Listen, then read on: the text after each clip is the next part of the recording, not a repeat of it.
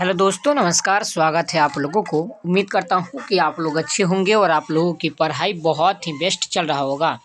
तो स्वागत करते हैं आप लोगों को बिहारी आर्ट्स क्लासेज में। और जितने भी बिहार के स्टूडेंट्स हैं, खास करके ये चैनल आप लोगों के लिए ही बनाया गया है, आप लोगों को मदद करने के लिए।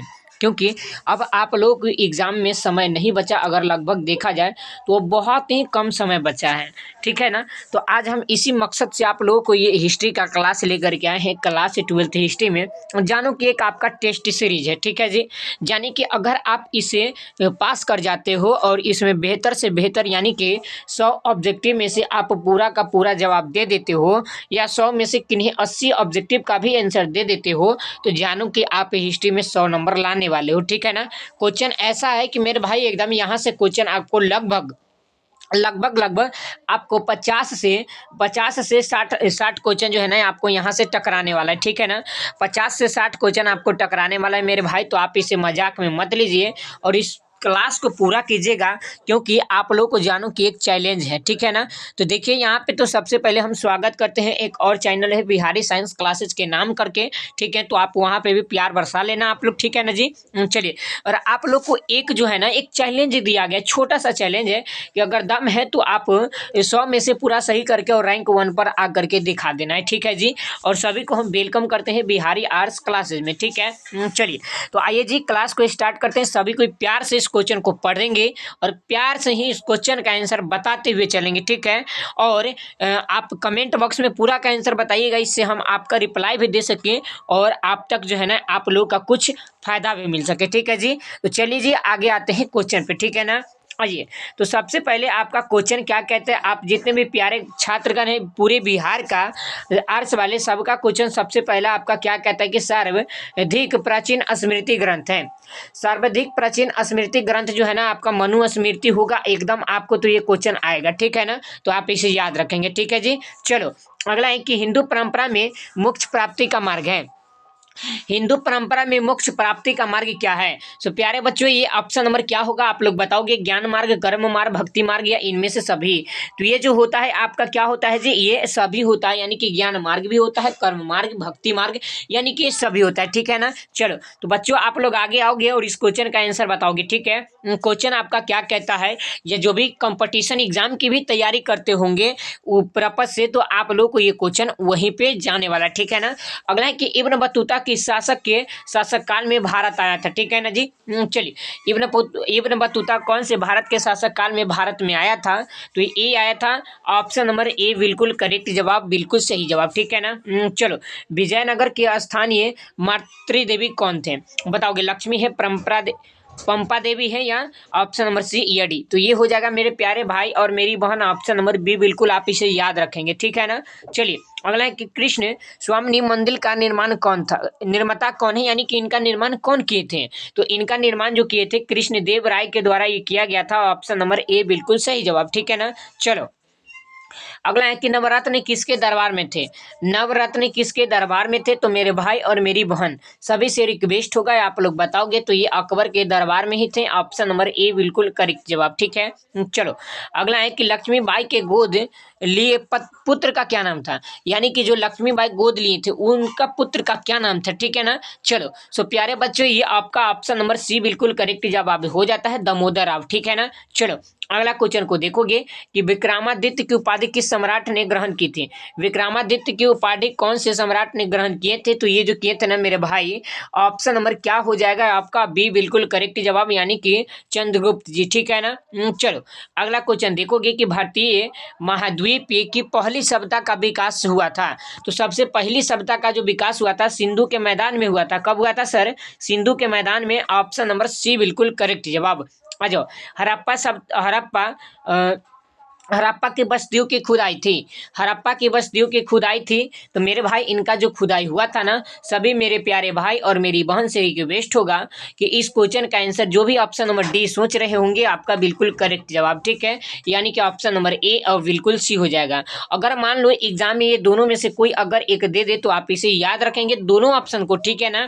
चलो, अगला है कि मुद्राक्षस किसकी रचना थी बताइएगा, ऑप्शन नंबर ए के, या बी के, या सी के, या डी के। सो प्यारे मेरे भाई और प्यारी मेरी बहन, सभी भाई और बहनों से रिक्वेस्ट होगा, ऑप्शन नंबर बी बिल्कुल करेक्ट जवाब, ठीक है ना जी। चलिए चलिए प्यारे बाबू, अगला क्वेश्चन को आप लोग देखोगे। क्वेश्चन है कि वेदों की संख्या कितनी है। तो सभी को बताने का कष्ट प्रावधान करेंगे। और ये जो है ना मेरे भाई जी, 4 बिल्कुल करेक्ट जवाब ऑप्शन नंबर ए हो जाएगा, ठीक है ना जी। चलो, अशोक किस वंश का शासक था जी। सो प्यारे मेरे भाई और मेरी बहन, सभी से रिक्वेस्ट है कि फटाफट से इस क्वेश्चन का आंसर आप अपने माइंड में सोचेंगे और इसका आंसर जो भी लगा रहे हैं, यानी कि मौर्य वंश आपका बिल्कुल करेक्ट जवाब है जी। चलिए, अगला है कि राजतरंगिणी के लेखक कौन थे। तो प्यारे मेरे भैया और मेरी बहन से रिक्वेस्ट होगा कि राजतरंगिणी के जो लेखक थे ना, ये कौन थे। तो राजतरंगिणी के जो लेखक थे ना, ये आपका ऑप्शन नंबर डी बिल्कुल करेक्ट जवाब हो जाता है। और यही आपका डी बिल्कुल राइट जवाब होगा, ठीक है ना जी। चलिए, अगला है कि पतंजलि के महाभाष्य से हमें क्या जानकारी मिलती है। पतंजलि के महाभाष्य से हम लोगों को क्या जानकारी मिलती है जी। तो जिनका जिनका आंसर आप बता रहे हो कि सर ऑप्शन नंबर सी बिल्कुल करेक्ट जवाब हो जाता है, बिल्कुल राइट जवाब जी। अगला है कि पंच चिन्ह वाले सिक्के बने होते हैं। पंच चिन्ह वाले सिक्के क्या चीज का बने होते हैं। सोने के, चांदी के, तांबे के, या आप लोग बताइएगा चांदी और तांबे दोनों के। तो मेरे भाई जी, आप जरा फोकस करोगे, ये जो होता है ना ऑप्शन नंबर डी, यानी कि ये चांदी और तांबे दोनों का बना होता है। अगर एग्जाम में मान लो कि ये दोनों में से कोई एक हो जाए तो आपको छोड़ना नहीं है, ठीक है ना जी। चलो, अगला है यहाँ पे देख, सभी को इसे रिक्वेस्ट होगा कि यहाँ पे महाभारत होना चाहिए, ठीक है जी। तो यहाँ पे छूट गया, इसके लिए चिंता नहीं करने का, ठीक है। यहाँ पे महाभारत होगा, ठीक है। भारत, महाभारत की रचना किस भाषा में हुआ था, ठीक है। संस्कृत में, पाली में, प्राकृत में या हिंदी में। तो ये हुआ था मेरे भाई संस्कृत में। किस में हुआ था सर। संस्कृत में, बिल्कुल करेक्ट जवाब ऑप्शन नंबर ए। अगला क्वेश्चन देखोगे कि महाभारत में गंगा पुत्र के महाभारत में गंगा पुत्र के नाम से किसे जाना जाता है। महाभारत में गंगा पुत्र के नाम से किसे जाना जाता है जी। सो प्यारे बच्चों, आप लोग लगाओगे, आप लोग कह रहे हैं कि सर ऑप्शन नंबर बी हो जाएगा, भीष्म, ठीक है ना जी। चलो, अगला है कि महर्षि वेद व्यास द्वारा उत्पन्न संतान थी। महर्षि वेद व्यास जी के द्वारा उत्पन्न संतान का जो नाम था ना मेरे भाई, क्या नाम था। तो देखिए, पांडु, धृतराष्ट्र, विदुर, यानी कि ये सभी थे, ठीक है ना जी। ऑप्शन नंबर डी बिल्कुल करेक्ट जवाब। और आप लोग कमेंट बॉक्स में भी बताते हुए चलिए, ठीक है ना जी। चलिए, अगला है कि ऋग्वेद के पुरुष सूक्त में सर्वप्रथम किस वर्ण का उल्लेख मिलता है। तो ये जो मिलता है ना, कौन से वर्ण का उल्लेख मिलता है जी। तो ये आपका मिलेगा ऑप्शन नंबर, अगर देखा जाए तो डी बिल्कुल करेक्ट जवाब, ठीक है ना। बिल्कुल करेक्ट जवाब ऑप्शन नंबर डी। चलिए, अगला कि त्रिपिटक साहित्य है। त्रिपिटक किसका साहित्य है जी। तो त्रिपिटक जो है ना मेरे भाई साहब जी, ऑप्शन नंबर बी, यानी कि बौद्ध धर्म का होगा। क्या होगा सर, बौद्ध धर्म is the right answer in the correct answer. आ जाओ आगे। अगला है कि हीन आयन और महाआयन संप्रदाय किस धर्म से संबंधित है। हीन आयन और महाआयन संप्रदाय कौन से धर्म से संबंधित है जी। तो ये आपका ऑप्शन नंबर बी हो जाएगा, यानी कि बौद्ध धर्म से। किससे जी। तो बौद्ध धर्म से। आप लोग इसे याद रखिएगा, जितने भी प्यारे प्यारे छात्रगण है, ठीक है ना। चलो, अगला क्वेश्चन देखिएगा कि निम्नलिखित विद्वानों में से कौन सा सर्वप्रथम भारत आया था। निम्नलिखित विद्वानों में से कौन सा सर्वप्रथम भारत में आया था जी। तो ये कौन थे जो भाई साहब भारत में आए थे। तो आप लोग का आंसर होना चाहिए कि गुरुजी ऑप्शन नंबर डी बिल्कुल करेक्ट जवाब, बिल्कुल सही जवाब जी, ठीक है ना। चलो, अगला है कि महात्मा बुद्ध को महापरिनिर्वाण प्राप्त हुआ था। ऑप्शन नंबर ए होगा, वी होगा, सी होगा या डी होगा। तो प्यारे बाबू, आप लोग आंसर लगाओगे, जिनका जिनका ऑप्शन नंबर सी आता है बिल्कुल करेक्ट जवाब हो जाएगा जी। चलिए, अगला है कि महावीर का जन्म हुआ था जी। सो प्यारे बच्चों, आप लोग बताइएगा कि महावीर का जो जन्म हुआ था ना, ये कहाँ पे हुआ था, ये कैसे हुआ था। चलिए, हम लोग जानते हैं। तो ये आपका हो जाएगा ऑप्शन नंबर सी बिल्कुल करेक्ट जवाब, यानी कि कुंडला वन वैशाली में हुआ था, ठीक है ना। चलिए, अगला है कि बुद्ध के बचपन का क्या नाम था। बुद्ध का बचपन का नाम क्या था।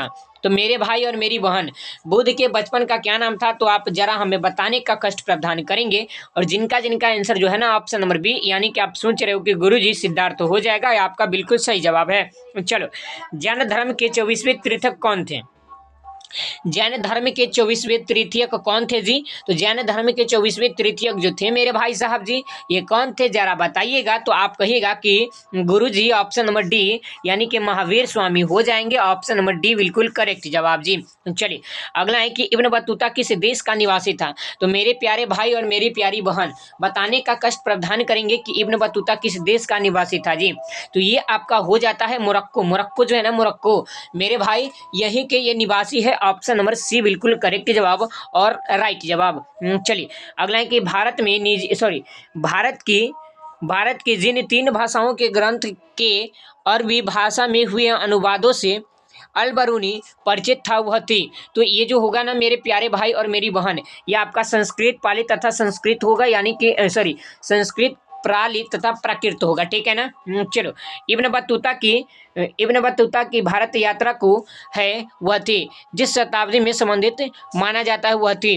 तो ये आपका हो जाता है ऑप्शन नंबर, अगर देखा जाए तो ये 14वीं हो जाएगा। क्या हो जाएगा जी? 14वीं, ऑप्शन नंबर सी बिल्कुल करेक्ट जवाब, ठीक है ना जी।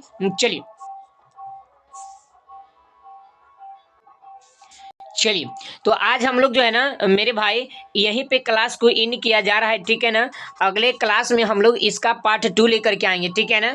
इसका पार्ट 2 लेकर के हम लोग आएंगे और पार्ट 2 में आप लोगों को 31 नंबर क्वेश्चन से शुरू करेंगे, ठीक है ना, क्योंकि ये अति महत्वपूर्ण क्लास था, ठीक है जी। चलिए, तो इसका पार्ट 2 हम लोग क्लास अगले दिन डे लेकर के आएंगे। तो आप लोग से भी रिक्वेस्ट होगा कि अगला डे जब आए तो आप उसे जरूर देखना, ठीक है। और आज हम लोग 30 क्वेश्चन को किए हैं। आप लोग ये बताएंगे कि ये पूरे 30 क्वेश्चन में से आपका कितना सही हुआ है और कितना गलत हुआ, ठीक है ना जी। चलिए, और मान लीजिए कि आपका इसका पीडीएफ से लेना है और व्हाट्सएप ग्रुप में जुड़ना है बिल्कुल फ्री ऑफ कॉस्ट में, तो आप इस नंबर पे व्हाट्सएप पे मैसेज कर सकते हो 95 078 और 13 866 पे, ठीक है। यहाँ पे बिल्कुल फ्री ऑफ कॉस्ट में जो है ना आपको पीडीएफ से मिलेगा, और जब आपको समय मिले तो आप कॉल करके यहाँ से बात कर सकते हैं, ठीक है जी। अगर ये क्लास अच्छा लगा हो तो एक प्यारा सा लाइक आप लोग जरूर कर दोगे, और हम आप लोग से और आगे कुछ नहीं कहेंगे, बस एक रिक्वेस्ट और एक विनती करेंगे कि एक शेयर जरूर करेंगे, ठीक है जी। क्योंकि आपका एक शेयर आपका आने वाले जो भी स्टूडेंट्स के पास शेयर कीजिएगा उनका उज्जवल भविष्य का निर्माण होगा, ठीक है ना। तो आप लोग उनके पास कम से कम क्लास को शेयर कीजिए, कम से कम आप पढ़ लिए तो अगले स्टूडेंट्स के भी पास शेयर कीजिए, उनको भी कुछ फायदा हो और वह भी एग्जाम में बेहतर से बेहतर कर पाए बिल्कुल फ्री ऑफ कॉस्ट में, ठीक है ना। तो उनके पास शेयर जरूर करेंगे, ठीक है। और एक प्यारा सा अगर चैनल पे नहीं होंगे तो सब्सक्राइब जरूर कर लेंगे, ठीक है जी। Love you, bye bye. और आप लोग जरूर बताएंगे कमेंट बॉक्स में कि पूरे 30 ऑब्जेक्टिव में से आपका कितना सही हुआ है और कितना गलत हुआ है, ठीक है। इसी के हिसाब से हम आप लोग का रिप्लाई दे करके बताएंगे कि अभी आप कितने परसेंटेज में हो और कितना नंबर लाने वाले हो। और इसका पार्ट 2 बहुत ही जल्दी आने वाला है, तो इसके लिए भी आप लोग तैयार रहोगे। Love you ji, bye bye. मिलते हैं फिर किसी और नेक्स्ट वीडियो में, तब तक के लिए जय हिंद, वंदे मातरम जी।